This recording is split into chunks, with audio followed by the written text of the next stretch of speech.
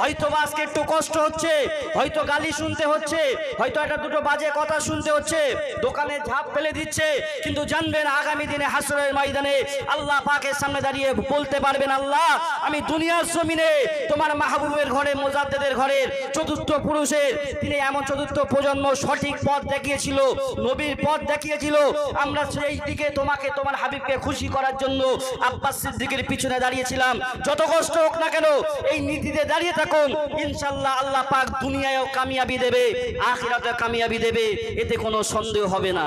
আমি আপনাদের কাছে এতটুকু অনুরোধ রাখলাম, আমরা যেন সেই আল্লাহ পাক যেন আমাদের সংগঠনের মাধ্যমে দাদা হুজুরের চতুর্থ প্রজন্মের সঙ্গে থাকা এবং তানার পরিবারে যারা আছে সকলের সঙ্গে থেকে আমরা যেন আগামী দিনে একটা সুন্দর সকাল দিতে পারি, এই তৌফিক যেন আল্লাহ পাক ইনায়াত করে দেয়। সকলে বলে আল্লাহুম্মা আমিন।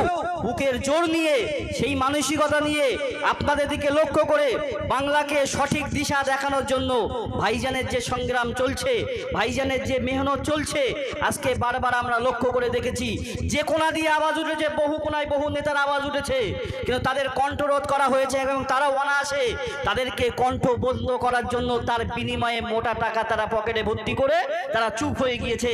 তার পিছনে যারা আওয়াজ দিয়েছিল সেই ছেলেগুলো বোকা বেনে গিয়েছে, যে যার পিছনে নেতৃত্ব দিয়ে আমরা এমন করে যার নেতৃত্বে এগিয়ে গিয়েছিলাম, বাংলাকে পরিবর্তনের চেষ্টা করেছিলাম।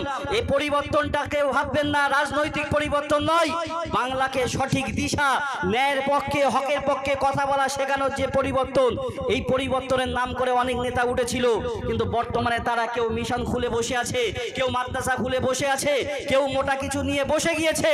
কিন্তু বর্তমান সময়ে যে কথা আমি বিগত দিনে বলেছিলাম, আজকে বলার সুযোগ আল্লাহ আবার করিয়ে দিল।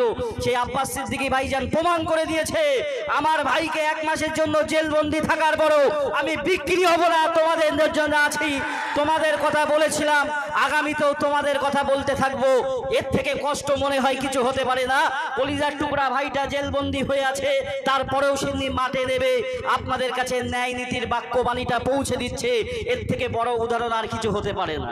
আমি আপনাদের কাছে এতটুকু অনুরোধ রাখবো, লম্বা চওড়ানো অসুস্থতার মধ্যে দিয়ে বলছি, আমি বারবার বলেছি ভাই, আপনারা যেটা দেখিয়েছেন, আপনারা যে পিছনে আছেন পাগলের মতন ভাইজানের সঙ্গে ঘুরছেন, সঙ্গ দিচ্ছেন, এটা অন্য কারণ নয়, ভাইজানের চিন্তাও নয়। আপনারা যেটা ঘুরছেন এটা স্বয়ং আল্লাহর ইশারা। আল্লাহ আপনাদেরকে তানার পিছনে ঘুরাবে কেন, ইনশাল্লাহ আগামী দিনে সার্বিকভাবে ধর্মনীতিতে, রাজনীতিতে, সমাজনীতিতে সর্বদিকে একজন দিশা দেখাবে, তার নাম হলো আব্বাস সিদ্দিকী, এতে কোনো সন্দেহ না। আমি আপনাদের কাছে বলতে চাই, বর্তমান সময়ে প্রতিবাদের আওয়াজের নামটাও সেটাও আব্বাস সিদ্দিকী। বর্তমান দিনের ন্যায়ের পথে চলা, হকের পথে চলা কিভাবে চলতে হবে সে শিক্ষাবিদটাও আব্বাস সিদ্দিকী। যেখানে যাবেন না কেন, যদি হকের উপরে কিভাবে দাঁড়িয়ে থাকতে হয়, তাম বিরোধিতার পক্ষে প্রতিকূলতার মধ্য দিয়েও নিজেকে ইমানের উপরে টিকিয়ে রেখে রসুলের আদর্শের উপরে দাঁড়িয়ে থাকা যায়, এই শিক্ষাটাও দিচ্ছে বর্তমানে আব্বাস সিদ্দিকী। এজন্য আমি আপনাদের কাছে বলবো, সেই ফুরফুরা শরীফ আহলে সুন্নাতুল জামাত সংগঠনের মধ্যে আপনারা যারা আছেন, আলহামদুলিল্লাহ, যারা বাইরে আছেন তারা সংগঠনের মধ্যে আসুন, কেন আল্লাহ পাক তানার দ্বারা আগামী দিনে বাংলার জমিনে ইতিহাস তৈরি করাবে। সেই ইতিহাসে আপনার আমার আগামী প্রজন্ম তারা ভালো দিন পাবে, ভালো সকাল পাবে। কেন বর্তমানে পশ্চিম বাংলায় বুঝতে পারছি সূর্যের আলো দেখতে পাওয়া যায় না, কালো মেঘে অন্ধকার হয়ে আছে। এই কালো মেঘটাকে সরিয়ে ইনশাল্লাহ আগামী দিনে আব্বাস সিদ্দিকী ভাইজানের হাত ধরে একটা সুন্দর সকাল আমরা দেখতে পাবো, এই আশায় আমরা বসে আছি। আর 2016 সাল থেকে নিয়ে পর্যন্ত তাম ঘটনাগুলো প্রমাণ করে দেয়, এটা একটা মানুষের দ্বারা নিজের প্রচালিত, নিজের দ্বারা টাকা পয়সা খরচ করে এ ধরনের ভালোবাসার মানুষ তৈরি হতে পারে না। একমাত্র আল্লাহর ইশারা, আল্লাহর হুকুম ছাড়া এই মানুষগুলো তানার পিছনে দৌড়াচ্ছে না। অর্থাৎ এর পিছনে আল্লাহর ইশারা আছে, আল্লাহর ভালাই আছে। আগামী দিনে একটা সুন্দর সকাল আমরা দেখতে পাবো। এ বলে আমি আপনাদের কাছে আশা রাখবো, আপনারাও প্রতিজ্ঞাবদ্ধ হবেন, তাম প্রতিকূলতার মধ্য থেকেও সরে গিয়ে যত কষ্ট হোক না কেন জানবেন আমি ন্যায়ের পক্ষে আছি, হকের পক্ষে আছি।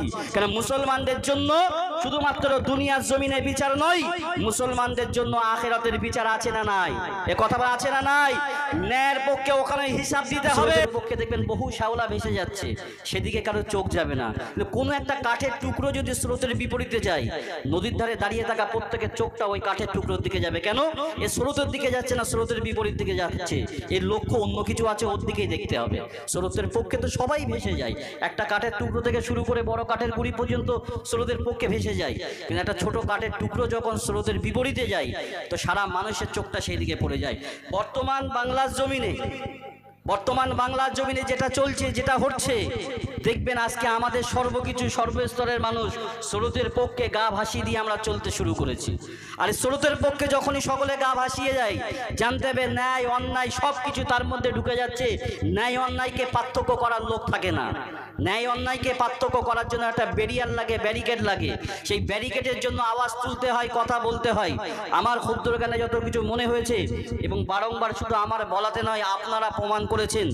আব্বাস সিদ্দিকী ভাইজান 2016 সাল থেকে সংগঠন তৈরি করার পরে বাংলার লক্ষ লক্ষ যুবক থেকে আমার মুরব্বী চাচাজান ভাইজানেরাও সাথে করে, মা বোনেরাও বাদ নেই, তারা যেভাবে ভাইজানের সঙ্গে সাথ দিয়েছে, তাতে প্রমাণ করে দেয় একটা মাত্র বাংলার জমিনে কাঠের টুকরো দেখতে পাওয়া যাচ্ছে। আমি উদাহরণ দিতে বলছি, যেটা বর্তমানে স্রোতের বিপরীতে দিকে চলছে, তাই বাংলার মানুষরা তার পিছনে দাঁড়িয়ে আছে, তার দিকে নজর আছে। নিঃসন্দেহে নজর রাখুন, এই বিপরীতে যাওয়াটা একদিন ভালো কিছু ফল প্রসূত হবে না হবে না, আপনাদের কি মনে হয়? আমি আপনাদের কাছে বলতে চাইছি, জ্বলন্ত উদাহরণ সামনে বসে আছে। আজকে শহীদদের কথা আমরা বলছি, তাদের ব্যথায় ব্যথিত, তাদের পরিবার, তাদের বর্গ, সে কষ্ট হয়তো আজও ভুলতে পারিনি। কিন্তু আজকে লক্ষ্য করে দেখুন, একজন শহীদের স্মরণে আমরা দাঁড়িয়ে থাকার পরেও বর্তমান সময় আব্বাস সিদ্দিকী ভাইজান সংগঠনকে তৈরি করার পরে, এই সংগঠন থেকে শুরু করার পরে 2021 সালে যখন বাংলার জমিনে এমনি করে, ওদিকে আপনাদের লক্ষ্য দিতে হবে না ভাই, তার মাথা ঠিক নেই, সে যা পারে করুক, আপনাদের মাথা ঠিক আছে তো, ওদিকে তাকানো মানে আমাদেরও ওর সঙ্গে যাওয়া হবে। 2021 সালের পর থেকে আব্বাস সিদ্দিকী ভাইজান বাংলার জমিনে যে ন্যায় নীতি প্রতিষ্ঠান করার চেষ্টা করেছে, সেটা বিভিন্ন দিক থেকে, ধার্মিক দিক থেকে হোক, সামাজিক দিক থেকে হোক, রাষ্ট্রের দিক থেকে হোক, যে ন্যায় প্রতিষ্ঠান করার চেষ্টা করেছে, সেই ন্যায় প্রতিষ্ঠান করতে গেলে অনেকে বলে ভাই ডায়লগ তো বহু লোক মারে, কিন্তু সেই বিপদের সম্মুখীন কজন হতে পারে? কিন্তু লক্ষ্য করে দেখুন, আজকে ভাইজানের সংগ্রাম, ভাইজানের চলা, সেই চলাটা আজকে বর্তমান সময়ে সেই ন্যায় প্রতিষ্ঠান করার জন্য আজকে তানার ছোট ভাই জেলবন্দি হয়েছে, 1 মাসের অধিক হয়ে আছে। আজকে হয়তো কেউ বা রাজনৈতিক রং লাগিয়ে দিচ্ছে, কেউ বা রাজনীতির কথা বলছে যে নওশাদ সিদ্দিকী ভাইজান একটা রাজনীতির জামা পড়েছে তাই জেল খাটছে। কিন্তু আমার কাছে, আপনাদের কাছে বলার উদ্দেশ্য এই জায়গাটাই কোট করতে চাইছি, নওশাদ সিদ্দিকী ভাইজান রাজনীতি করলেও নওশাদ সিদ্দিকী ভাইজান বর্তমান রাজনীতি নেতার মতন চাল চুরি করার কথা বলে জেলে যায়নি। নওশাদ সিদ্দিকী ভাইজান বর্তমান নেতার মতন কোনো কিছু মেরে খাবার কথা বলতে গিয়ে জেলে যায়নি। আজকে জেলে যেতে হলো কিসের জন্য? ন্যায় প্রতিষ্ঠানের জন্য, হকের কথা বলার জন্য।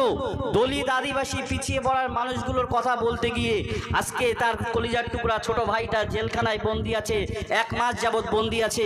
তারপরে আজকে এতটুকু বুঝতে হবে, এতটুকু আমি বলবো, একটা অন্য সাইড দিয়ে প্রেক্ষাপটে এটাই বোঝাবো যে কোনো জিনিসকে সংগঠিত করার জন্য, কিছুকে বাঁচিয়ে রাখতে গেলে আন্দোলনের প্রয়োজন হয় না হয় না, তাতে রক্ত দিতে হয় না হয় না। আজকে আব্দুল বরকত, আব্দুল জব্বার, আব্দুল সালাম, তারা যুবক বয়সে কলেজ লাইফে তারা এই মাতৃদিবস, মাতৃভাষাকে বাঁচানোর জন্য তারা প্রকাশ্যে রাজপথে জীবন দিয়েছিল। আজকে তাদের জীবন দেওয়ার বিনিময়ে আমরা বাংলা ভাষাকে টিকিয়ে রাখতে পেরেছি, মায়ের ভাষায় কথা বলতে পারি, মায়ের ভাষায় চলতে পারি। অনেকে জানেন মাতৃভাষার গুরুত্ব কি তখনই বোঝা যায় যখন আমরা বাংলা ছেড়ে কোনো বাইরে অন্য স্টেটে যাই, অন্য রাজ্যে যাই। হিন্দিভাষী যারা থাকে, আমার অনেক বাপ চাচা দেখেছি, কথা বলতে পারে না, কিছু কিনতে গেলে কি কিনবো বুঝতে পারেন না, কি বলে না বলে কনভারসেশনে গিয়ে অসুবিধা হয়ে থাকে, বাক্যলাপ করতে পারে না। তখনই যখন একটা বাঙালি দোকানদার পেয়ে যায়, বাঙালি বন্ধু পেয়ে যায়, ওখানকার কোনো বাঙালি ছেলে পেয়ে যায়, তখন একটু তৃপ্তি লাগে, না একজন বাংলা ভাষীকে পেয়েছি, একটু মন খুলে কথা বলতে পারবো। তো তখন উপলব্ধি করা যায় যে যারা সেই সময় 1952 সালে 21শে ফেব্রুয়ারি রক্ত দিয়েছিল এই বাংলা ভাষাকে টিকিয়ে রাখার জন্য, এই বাংলা ভাষার গুরুত্বটা কতখানি। তো আমি সেই দিকে নয়, অনেক বক্তব্য শুনেছেন আমার পরপরই ভাইজান হুজুর তিনি বক্তব্য রাখবেন। আমি এতটুকু আপনাদের কাছে বলতে চাই, ফুরফুরা শরীফ আহলে সুন্নাতুল জামাত সংগঠন 2016 সালে প্রতিষ্ঠিত হয়েছিল ভাইজানের হাত ধরে। আজকে আপনারা পাগলের মতন ভাইজানের পিছনে আছেন, ইনশাল্লাহ আমরা প্রতিজ্ঞাবদ্ধ আগামী দিনেও থাকব। আজকে বলতে চাই সেই মাতৃভাষা, সেই ইতিহাসকে সামনে রেখে আজকে বর্তমান পরিস্থিতিতে আমরাও যেদিকে যাচ্ছি, ভাইজান আমাদের যে শিক্ষা দিয়েছে, ভাইজানের যে আদর্শ আমাদের মধ্যে এসেছে, ভাইজান যে দিকটা দিয়েছে সেটা তার ব্যক্তিগত আদর্শ নয়। ভাইজান আমাদেরকে যে আদর্শই পরিচালিত করতে চেয়েছেন তিনি অন্য কেউ নয়, জানাকে উত্তম আদর্শবান বলে আখ্যা দিয়েছিলেন স্বয়ং আল্লাহু রাব্বুল আলামিন। তিনি জানাকে আখ্যা দিয়েছিলেন, তার নাম হলো নবী মুহাম্মদ রাসূলুল্লাহ সাল্লাল্লাহু আলাইহি সাল্লাম। আব্বাস সিদ্দিকী ভাইজান তার আদর্শে আদর্শিত এবং তিনি ব্যক্তিগতভাবে চেয়েছেন এই বাংলার জমিনের মানুষ যারা তার ভালোবাসার মানুষ এবং দাদা হুজুর পীর কেবলার সিলসিলা যত ভক্ত মুরিদ মোতাকেদ আছে তাদের মধ্যে সেই আদর্শকে বিলিয়ে দেওয়ার জন্য তানার চেষ্টা, তানার চরিত্র যা কিছু হচ্ছে, আজকের যে মেহনত সেই রসুলের আদর্শকে আমাদের মধ্যে দেওয়ার জন্য। সেই রসুলের আদর্শের দিকে তাকালে দেখতে পাওয়া যায় নবী পাকও তানার ভাষাকে ভালোবেসেছেন, তানার ভাষাকে, মাতৃভাষাকে ভালোবাসতে বলেছেন। আমি লম্বা চওড়া দিকে যাব না, এই জায়গায় আমি বলতে চাই কোনো কিছুর বিরুদ্ধে দেখবেন যেটা আমাদের কাছে স্বাভাবিকভাবে থাকে, একটা দল কখনো তৈরি হয়ে যায়, একটা শ্রেণী তৈরি হয়ে যায়, সেই সুখ শান্তির ঘরকে ভাঙার জন্য একটা দলের কখনো তৈরি হতে দেখেছি। যেমন করে পূর্ব পাকিস্তান, যেটাকে আমরা বাংলাদেশ বলছি, এই পূর্ব পাকিস্তানে পশ্চিম পাকিস্তান থেকে তারা বলেছিল না বাংলা ভাষা নয় উর্দু ভাষাতেই তোমাদের চলতে হবে, তোমাদেরকে বাংলা ছেড়ে উর্দুর মধ্যে আসতে হবে। এই যে তাদের চিন্তা চরিত্র ছিল, আমার আগে মাস্টার সাহেব তিনি বক্তব্য রাখছিলেন, এই বাংলা ভাষাটাকে সরিয়ে দিতে পারলে তাদের লাভ কি ছিল? যারা বাঙালি ছিল তাদের বক্তব্য, তাদের আওয়াজ, তাদের চাওয়া, তাদের পাওয়া সব কিছুকে বন্ধ করা যেত। তাদের শিখতে, তাদের বুঝতে এটা অনেক লং টাইম লেগে যেত, তার মধ্যে তাদের মনোবাঞ্ছনাটা পূর্ণ করতে পারত, বাঙালিদেরকে দাসত্বে পরিণত করতে